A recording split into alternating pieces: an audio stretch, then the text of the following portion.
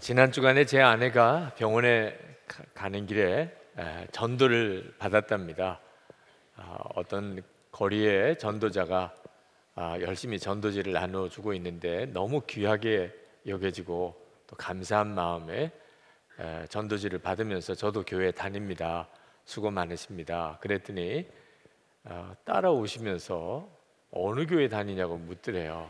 그래서 조금 멀리 떨어져 있는 교회입니다. 그랬더니 왜 먼 교회 가시느냐, 가까운 우리 교회 오시라고 자꾸 그렇게 권해서 너무 난감했다는 이야기를 하더라고요. 그 이야기를 들으면서 전도하는 일 참 귀한 일이지만 주님의 마음은 어떠셨을까 하는 생각이 듭니다. 사람의 보기에는 괜찮아 보이는데 주님이 보시기에는 영 그렇지 않은 경우가 있습니다. 만약에 실상은 그렇지 못한데 사람들이 칭찬해 준다면 그건 다행스러운 게 아니고 굉장히 위험한 것입니다. 우리가 오늘 함께 살펴보려고 하는 4대 교회가 바로 그런 교회였습니다. 예수님께서 소아시아 7교회 편지를 하실 때 4대 교회에 주신 말씀이 가장 섬뜩합니다. 1절 말씀에 보면 너는 살아있다는 이름은 가졌으나 실상은 죽은 것이다. 너는 죽었어. 이렇게 말씀하시는 것인데 어떻게 이렇게 말씀하실 수 있을까 싶어요. 예수님께서 도대체 사대교회가 얼마나 나쁜 교회였길래 예수님은 이런 말씀을 하셨을까요? 성경을 가만히 살펴보면 의외로 사대교회는 굉장히 좋은 교회였음을 알 수가 있습니다. 예수님께서도 그렇게 말씀하셨어요. 너는 살아있다는 이름은 가졌으나, 살아있다는 이름을 가지기가 쉬운 일 아닙니다. 4대 교회는 정말 살아있는 교회야. 사람들이 다 그렇게 말했다는 겁니다. 그래서 4대 교회는 살아있다는 이름을 가졌다는 거예요. 그만큼 칭찬 듣고 좋은 교회라고 평가받았던 교회가 4대 교회였는데 예수님께서는 너는 죽은 교회야 이렇게 말씀하셨으니 4대 교회 교인들이 얼마나 당황스러웠겠습니까? 예수님께서 어째서 이렇게 좋은 교회를, 칭찬받는 교회를 죽은 교회라고까지 극언을 하셨을까? 다시 한번 말씀을 가만히 살펴보니까 4대 교회 교인들의 행위에 문제가 있었음을 말씀하고 있습니다. 1절 말씀에 예수님께서 나는 내 행위를 안다 이런 말씀하셨는데 이 말씀은 다른 사람은 모르겠지만 나는 안다 그런 뜻입니다. 너도 나도 다 잘 아는 것을 예수님이 굳이 나는 안다고 말할 이유가 없지요. 나는 내 행위를 안다. 그 말은 사람은 보지 못하지만 감추어진 거, 드러나지 않은 것을 나는 안다 그런 뜻입니다. 그러니 두려운 말씀이죠. 2절에 보면은 나는 내 행위가 나의 하나님 앞에서 완전하다고는 생각하지 않는다 그렇게 말씀하셨어요. 그러니까 사람들이 4대 교회를 향하여 칭찬을 하지만 사실은 하나님이 보시는 눈에는 전혀 그렇지 않다는 겁니다. 하나님이 보시는, 다른 사람이 보지 못하는 그 중심을 보시는 하나님에게 있어서는 4대 교회는 오히려 영적으로 죽어 있다는 거죠. 여기서 완전하다는 표현을 쓰신 것은 4대 교인들이 스스로를 완전하다고 생각했던 것 같습니다. 그러니까 주님은 하나님 앞에서는 너의 행위가 완전하다고 나는 생각하지 않는다 그렇게 말씀을 하신 거예요. 세상에 자기가 완전하다고 생각하는 사람이 있을까요? 있습니다. 바리새인 같은 사람입니다. 예수님 당시 때 바리새인들은 하나님의 말씀인 율법을 1.1획도 어기지 않으려고 그렇게 열심히 지켰고 스스로도 다른 사람들도 바리새인들은 경건한 사람이라고 다 인정했어요. 바리새인들은 스스로 자부심이 강했어요. 그런데 중심을 보시는 하나님께서는 독사의 자식이라, 회칠한 무덤이라고 말씀하셨어요. 그 마음의 중심에 하나님을 사랑하는 게 없고 교만과 욕심이 가득한 것을 하나님은 아셨어요. 중세 가톨릭 교회 올해가 종교개혁 500주년이 되는 해입니다. 당시의 중세 가톨릭 교회는 그 예배당 건물이 화려하고 전 유럽의 모든 인구가 다 기독교인이에요. 그 권세와 명성은 하늘을 찌를 것 같았습니다. 대단히 훌륭한 교회처럼 보였죠. 그런데 하나님이 보시기에는 중세 가톨릭 교회가 말할 수 없이 타락하고 더러운 교회였습니다. 그래서 종교개혁이 일어날 수밖에 없었잖아요.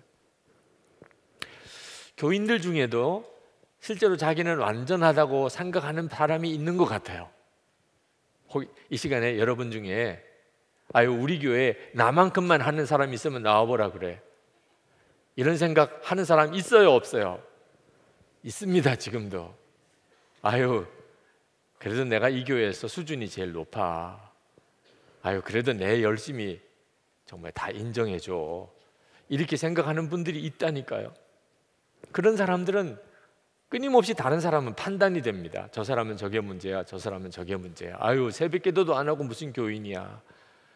봉사도 안 하면서도 교회 임원이래네. 이렇게 끊임없이 판단이 돼요. 그 말은 자기는 그렇게 할 만한 자격이 있다고 생각하는 거죠. 문제는 우리 주님의 눈에 그 사람의 실상이 어떤가 하는 거예요. 여러분, 우리가 사람의 평가에 연연하는 것은 대단히 두려운 일입니다. 정말 두려운 일이에요. 사람이 나를 어떻게 볼까? 어떻게 평가해 줄까? 거기에만 매여 있는 것. 그리고 사람들이 나를 좋게 보면 내가 좋은 줄 아는 것. 실제로 이 4대 교회의 죄는 버가모 교회나 두아디라 교회처럼 교인들 중에 세상과 타협하고 음란방탕하고 우상숭배하고 그런 죄에 대한 책망이 아니고, 교회 안에서 굉장히 신앙생활 잘하는 사람들, 예수 정말 잘 믿어, 저 사람 정말 교회 봉사해, 일꾼이야, 교회 기둥이야 저 사람, 이렇게 칭찬받는 사람들의 죄에 대하여 말씀하고 있는 겁니다. 사람들이 그렇게 이야기를 하니까 정말 자기가 훌륭한 사람인 줄 생각하는 거예요. 하나님이 나를 어떻게 보실까에 대해서는 전혀 모르는 사람이에요. 저는 어려서부터 사람들의 칭찬에 목을 메고 살았습니다. 목사의 아들로서 사람들의 칭찬이 없으면 저는 죽는 줄 알았어요. 어떻게 하면 칭찬받을 수 있을까? 그거 생각하니까 길이 보이더라고요. 그래서 저는 칭찬받을 일만 했어요. 그래서 다 착하다고, 모범생이라고 그랬고, 저도 그런 줄 알았어요. 제가 하나님을 처음 만났을 때, 목사가 되고서 저 자신을 보여주셨을 때 저는 정말 기절하는 줄 알았어요. 제가 세상에서 가장 추악하고 더러운 죄인이라는 것이 깨달아졌는데 어떻게 하루아침에 그럴 수 있죠?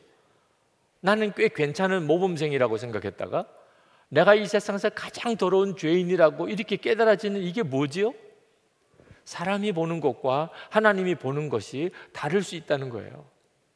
정말 그걸 갈 수 있다는 것입니다.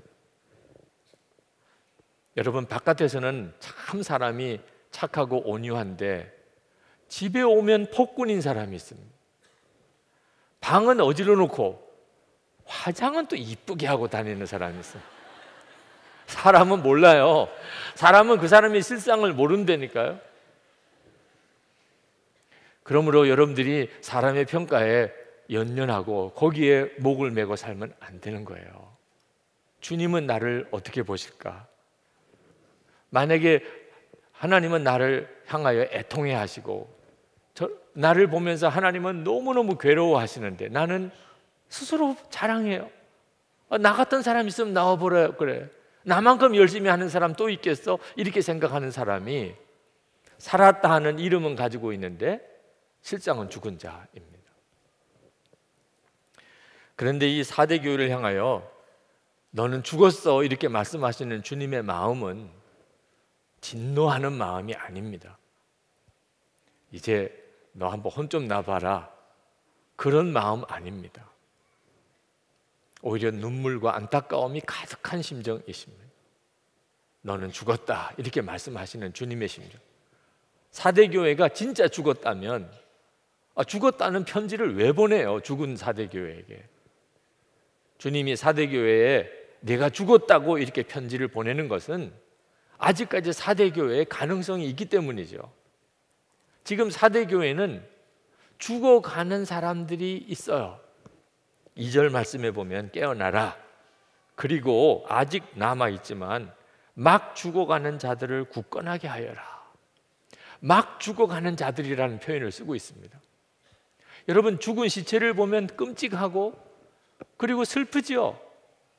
그런데 막 죽어가는 사람을 보면 슬프다기보다는 당황스럽고 안타깝고 마음이 간절하고, 죽어가는 사람을 보면 정말 눈물이 납니다. 물에 빠져 사람을 건져내었더니 숨을 쉬지 않아요. 그러면 그걸 보고 슬퍼합니까? 어떻든지 그 사람 살려내려고 인공호흡을 하고 안타까워서 발버둥 치잖아요. 지금 사대교회를 보시는 주님의 심정이 바로 완전히 죽어버린 교회를 보는 게 아니고 막 죽어가는 사람들을 보는 심정인 거죠.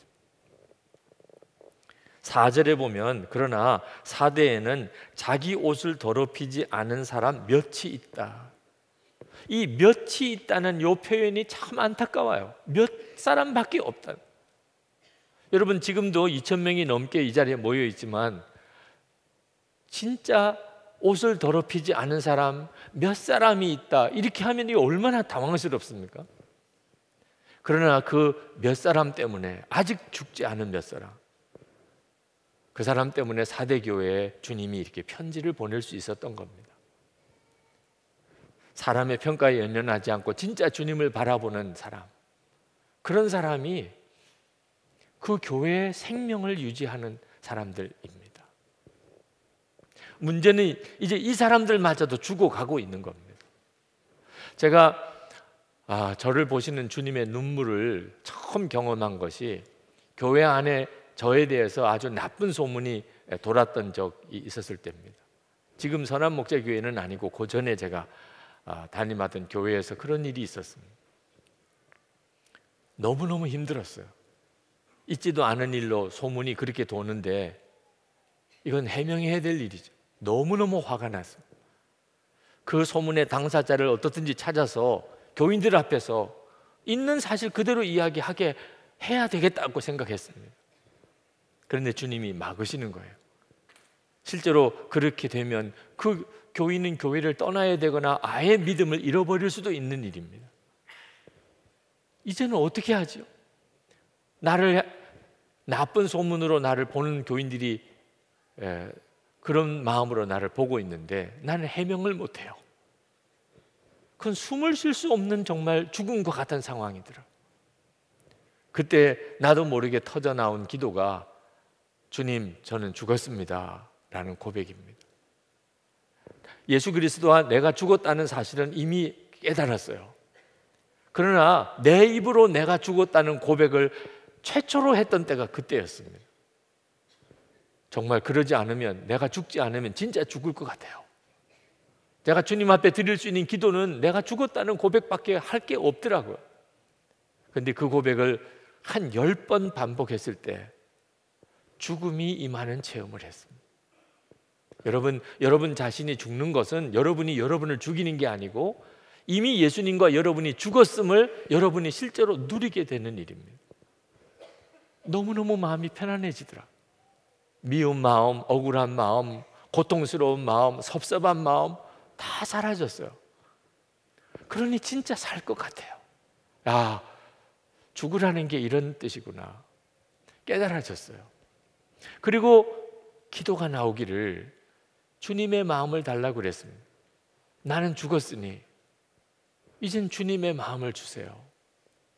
그리고는 꼬꾸라져서 울었어요. 기도 방석이 눈물 콧물로 다 젖을 정도로 그렇게 울었어요. 그런데 내가 왜 우는지를 모르겠는 겁니다.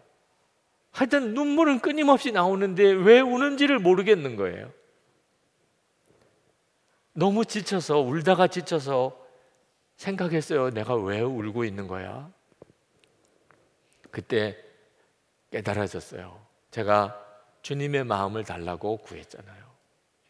주님의 마음, 저는 예수님을 주님으로 영접했고 주의 종이라고 하면서도 예수님의 마음이 어떤지는 그때까지 정확히 알지 못했습니다. 로마서 8장 26절에 보면 이와 같이 성령도 우리의 연약함을 도우시나니 우리는 마땅히 기도할 바를 알지 못하나 오직 성령이 말할 수 없는 탄식으로 우리를 위하여 친히 간구하시느니라. 이것이 주의 마음입니다. 말할 수 없이 탄식하며. 근데 저는 정말 그런 줄 몰랐어요. 저는 그때만 해도 저는 피해자라고 생각했어요. 나는 아무 죄가 없어요. 거짓 소문을 낸 사람이 잘못이지. 나는 고통을 당하고 있고 나는 너무 억울해요. 그런데 그날 주님은 저에게 말씀하셨어요. 이놈아, 그게 그렇게 힘드냐? 십자가의 주님 저에게 말씀하셨어요. 너는 그게 그렇게 힘들어? 교인 몇 사람이 너에 대해서 없는 이야기 했다고, 죽겠다, 못하겠다, 억울하다, 너 그렇게 그게 힘드냐? 제가 주님 앞에서 할 말이 없었어요. 주님의 십자가를 따라간다고 하면서, 도대체 내가 목사라고 하면서 이 정도 일도 목회 못하겠다, 사람들이 밉다, 너무 원망스럽다고 그렇게 말하는 저 자신이 너무너무 부끄럽더라고요. 주님의 눈 열어주시면 그러면 비로소 우리 자신을 알게 됩니다. 그래야만 됩니다. 여러분, 주님은 여러분에게는 뭐라고 말씀하실 것 같습니까? 만약에 여러분이 기도하는데 갑자기 주님의 음성이 들려옵니다. 나는 너의 모든 행위를 다 알고 있다. 그럴 때 여러분은 어떤 느낌이 되실까요? 우와, 다 알고 계시대? 주님이 다 알고 계시대? 이렇게 좋을 수가 없어. 그럴 수도 있고요. 아니, 다 알고 계세요, 주님? 아니, 정말 다 보셨어요? 어떡하지? 이럴 수도 있는 거예요. 여러분은 주로 어느 부류예요? 어느 과예요? 주님이 다 알고 있다고 말씀하시니까 가슴이 철렁 내려앉는 사람들이 있다면 그 사람은 정말 깨어나야 돼요. 사대교회 교인과 같이 막 죽어가고 있는 거예요. 여러분은 완전히 죽은 사람 아니에요. 오늘 교회 나온 거 보니까 영이 완전히 죽은 사람은 안 나와요. 여러분은 죽은 사람은 아니지만 죽어가고 있는 사람일 수 있어요. 사람의 평가는 신경이 쓰여요. 주님이 나에게 뭐라고 하시는지 모르겠어요. 그 사람이 바로 사대교회 교인들이었습니다. 주님은 2절에서 사대교회를 향하여 깨어나라 그랬습니다. 에베소서 5장 14절에도 똑같은 말씀을 사도 바울이 했습니다. 잠자는 자여 깨어서 죽은 자들 가운데서 일어나라. 그리스도께서 너에게 비추이시리라. 잠자는 자들이라고 그랬는데 잠자는 자들이 어떤 사람입니까? 사람이 평가하는 것은 알겠는데 하나님이 평가하는 건 모르겠는 사람이에요. 사람들 앞에서는 나 별로 꿀릴 게 없어요. 사람들 앞에서는 나 괜찮아요. 근데 하나님이 보실 때는 탄식하세요. 이런 사람이 잠자는 사람. 여러분은 주님이 여러분을 향하여 뭐라고 말씀하시는지 아십니까? 그것이 여러분에게 더 중요합니까? 한국교회는 굉장히 좋은 평가를 받는 교회였습니다. 세계 선교 역사상 이런 나라가 없어요. 복음이 들어와서 100여 년도 안 돼서 이렇게 부흥이 되고, 그리고 선교사가 와서 복음을 전해준 지 100년도 안 돼서 세계에 두 번째로 선교사를 많이 보내는 나라가 됐어요. 예배당은 얼마나 크고 또 많은지, 밤거리를 보면 서울 시내 밤하늘에 십자가가 쫙 깔려 있습니다. 얼마나 기도는 또 열심히 하는지. 한때는 미국에 있는 목사님들이 한국교회 새벽기도 투어를 오셨을 정도. 이 나라 사람들은 새벽에 일어나서 이렇게 많이 기도한대. 그랬던 나라가 우리나라 한국교회예요. 그런데 하나님이 보시기에는 어땠는지는 또 전혀 다른 문제입니다. 그렇게 훌륭하고 자랑스러운 게 많았지만 하나님이 보시기에는 한국교회가 어떤 모습이었을까? 몇 년 전에 한국 복음주의 협의회에서 한국교회를 대표하는 세 분의 목사님이 공개 회개를 하신 적이 있습니다. 제가 어느 목사님인지 그 성함을 말씀드리고 싶지는 않습니다. 근데 그 목사님이 공개 회개했던 내용을 간단하게 몇 구절만 소개하면, 한 분이 이렇게 말씀했습니다. 1945년 해방 후 개신교의 분열을 막지 못한 책임이 제게 있습니다. 교만해서 다른 사람들을 저주하고 마귀당이라고 공격했고 사랑이 없어 밥도 같이 먹을 수 없다고 생각했습니다. 또 한 분이 이렇게 고백했습니다. 타 종교와 대화 운동은 열심히 하면서 정작 가장 먼저 해야 할 기독교 내 대화에는 별로 신경을 쓰지 않았습니다. 또 한 분이 이렇게 고백했습니다. 예수 그리스도에 대한 순종의 삶이 없는 값싼 은혜에 안주했고 그것을 전했습니다. 은혜와 진리로 거룩함을 입은 새 사람으로 살지 못했고 말로만 사랑하고 실천하지 못해 고통스럽습니다. 사회의 악에 대해 침묵했습니다. 나쁜 것을 나쁘다고 말하지 못한 비겁함을 뼈저리게 느낍니다. 한국교회를 대표하고 세계적으로 유명한 목사님들이 있어요. 근데 목회를 다 마치고 그리고는 이렇게 뼈아픈 고백을 하실 수밖에 없는, 이게 충격이었어요. 진짜 모습이 뭐죠? 한국교회의 진짜 모습이 하나님 앞에서의 모습입니다. 여러분, 성경 지식을 많이 가지고 있고 교리 지식도 알고 되게 중요해요. 교회 생활 열심히 해야 되고 칭찬받는 사람이어야 합니다. 그러나 정말 중요한 것은 은밀한 시간, 주님과 나만의 시간에 나는 어떤 사람인가 하는 것입니다. 가족들에게 나는 진짜 어떤 사람이며, 일터에서 함께 일하는 사람에게 나는 어떤 사람이며, 그저 길거리에서 이렇게 스치듯 지나가는 사람들에게 나는 어떤 사람인가 하는 겁니다. 4절 말씀에 보면 주님은 사대에는 자기 옷을 더럽히지 않은 사람 몇이 있다. 그들은 흰 옷을 입고 나와 함께 다닐 것인데 그들은 그럴 자격이 있기 때문이라, 이렇게 말씀하셨습니다. 옷을 더럽히지 않은 사람, 그 사람이 주님과 함께 다닐 수 있는 사람. 그러면 교회는 완전한 사람만 나와야 되는 겁니까? 그렇지 않습니다. 교회는 당신같이 나쁜 사람은 올 수 없어, 당신같이 나쁜 사람은 나오지 마, 그런 말이 없는 데가 교회예요. 세상 어디서 다 버린 사람, 어디도 받아주지 않는 사람, 교회에서는 환영합니다. 잘 오셨어요. 정말 꼭 오셔야 할 곳에 오셨습니다. 환영합니다. 사랑합니다. 이렇게 받아주는 데가 교회예요. 어떤 죄인도 교회에 올 수 있어요. 와야 되고. 그런데 그냥 교회 나와서 그냥 죄인으로 있으면 안 되는 거예요. 교회는 누구든지 올 수 있고 어떤 죄인도 오지만 교회에 오면 하나님의 자녀로 바뀌어야 돼요. 예수 그리스도 안에서 우리는 하나님의 자녀로 바뀌는 거예요. 겉으로 의인인 척 하면서 여전히 죄인으로 사는 것은, 이건 끔찍한 일이에요. 그냥 생각만 하는 의인이라고 생각하고 실제로는 죄인으로 산다는 것이 믿음 아니에요. 그걸 믿음이라고 하는 게 아닙니다. 정말 예수님을 믿었다면 우리는 완전히 달라지게 되어 있어요. 하나님 앞에서 완전한 자예요. 목사님, 실제로 그런 사람이 있겠어요? 있습니다.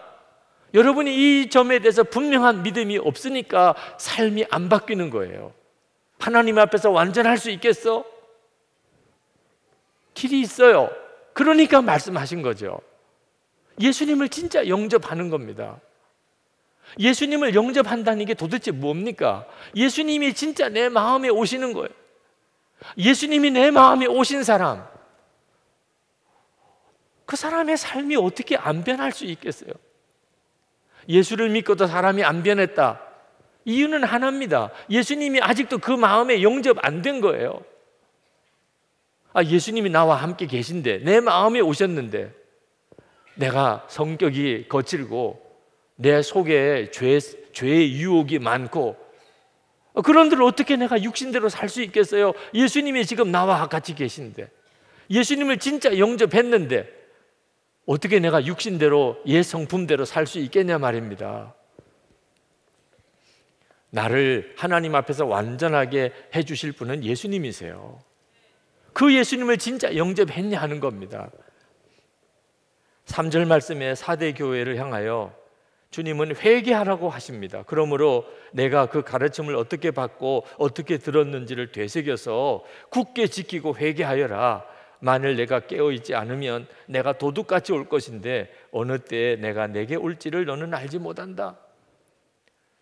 여러분, 우리가 진짜 회개해야 되는데 뭘 회개하지요? 우리가 듣고 가르침을 받은 게 뭐지요?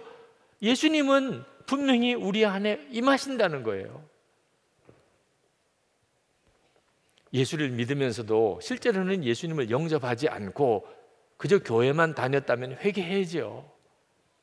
예수님을 영접했다고 하면서 주님은 전혀 바라보지 않고 살고 있다면 이거 진짜 회개해야죠. 예수를 진짜 믿어야 한다는 겁니다.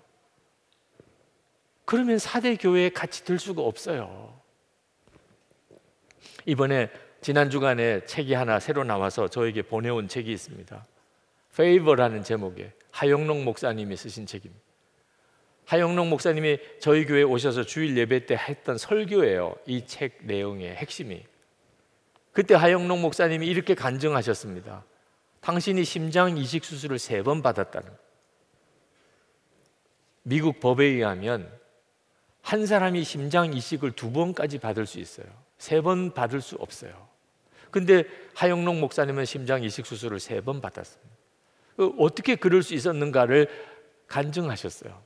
처음 심장 이식 수술을 받을 때, 그때 나이가 34살, 딸은 2살, 3살 두 딸이 있었고, 심장 이식하지 않으면 살 수가 없는 절박한 상황에서 이제 심장 이식을 기다리고 있었습니다. 근데 어렵게 그 목사님에게 이식될 심장이 구해졌어요. 얼마나 기뻤는지. 이제는 내가 생명을 건지겠구나. 그런데 갑자기 어느 환자가 병원에 왔는데 너무 상태가 안 좋아서 심장 이식 수술을 해야 되는데 이걸 오늘 당장 해야 되는, 그렇지 않으면 죽어요. 그런 환자가 병원에 왔다는 소식을 알게 됐습니다. 그때부터 마음에 갈등이 생기게 됐어요. 아니, 그런 환자가 왔다는데 하나님은 그동안에 목사님 안에 이제 만약에 새 생명을 얻으면 이웃을 위해서 살아라. 회사를 하더라도 이웃을 돕기 위해서 하라. 내 이웃을 내 몸과 같이 사랑하라. 그래서 그걸 아멘으로 붙잡고 그렇게 결단했어요. 그런데 지금 내 이웃을 내 몸과 같이 사랑하라 한다면 이 내게 주어진 심장이지만 그 사람에게 보내줘야죠. 그러면 자기 가족은 어떻게 해요? 아내와 2딸은. 나도 심장 이식을 받아야 사는데. 그 짧은 순간에 갈등을 고백하셨어요. 이제 의사가 심장 수술 준비하시라고 하고는 막 병실을 나가는 순간에, 이때 밖에는 이제는 선택의 시간이 없습니다. 나가는 의사를 붙잡았어요. 잠깐만 기다려 주세요. 그리고는 내 심장을 그 사람에게 주십시오. 의사가 당황했어요. 아니, 그렇게 안 해도 된다고. 아닙니다. 하나님께서 그렇게 하기를 원하십니다. 제 심장을 그 환자에게 주세요. 그리고 일주일 뒤에 혼수 상태에 들어갔습니다. 그때 심장이 하나 왔는데 너무 상태가 안 좋은 심장이라 다른 병원에서 다 거절한 심장. 그런데 하영록 목사님은 너무 상태가 지금 위중한 상태라 그 나쁜 상태의 심장이라도 이식 수술을 하고 겨우 생명을 조금이라도 연장할 수가 있었습니다. 그리고 한 번 더 심장 이식 수술을 했고요. 그런데 그것마저도 이제 상태가 망가져서 또 하지 않으면 죽게 됐습니다. 그때 첫 번째 좋은 건강한 심장을 다른 환자에게 주었던 기록이 남아 있었어요. 그래서 심사를 하는 중에 이런 경우는 심장 이식 수술을 했다고 말할 수는 없다. 한 번밖에 한 게 아니라고 인정하자. 그래서 두 번째 심장 이식 수술을 받을 수 있었다는 거죠. 그 이야기를 책 속에서 쭉 하고 있습니다. 그때부터 하영록 목사님의 삶 속에 정말 믿어지지 않을 정도로 호의를 베풀고 도와주는 이들이 많이 있었어요. 그래서 그분의 기업이 그렇게 커질 수도 있게 됐고요. 어느 날 토마스라고 하는 친구 목사님이, 오랜 친구 목사님이 그렇게 묻더래요. 너는 어떻게 이렇게 너에게 좋은 일들이, 누가 대가를 바라지 않고 너를 도와주는 일들이 많이 일어났는지 너는 아니? 이렇게 묻더래요. 목사님이 너무 궁금했던 문제예요. 내가 바로 그게 궁금했어. 너는 그 이유가 뭐라고 생각하니? 그랬더니 그 토마스라는 목사님이 말씀했어요. 결정적인 순간에 이웃을 사랑하라 하시는 하나님의 말씀에 내가 순종했기 때문이지. 여러분, 우리가 다 사람의 욕구가 있고 다 이기적이고 자기중심입니다. 그러나 예수님을 정말 구주로 영접하고 나면 우린 더 이상 육신으로 살지 않게 됩니다. 그리고 하나님 앞에서 정말 온전하게 살게 돼요. 이것이 예수 믿는 것입니다. 물론 예수님을 영접한 사람도 죄로 넘어질 수 있어요. 그러나 즉시 깨닫고 회개하게 됩니다. 그러면 하나님이 다시 정결하게 해줘요. 이것이 흰옷을 입는 거예요.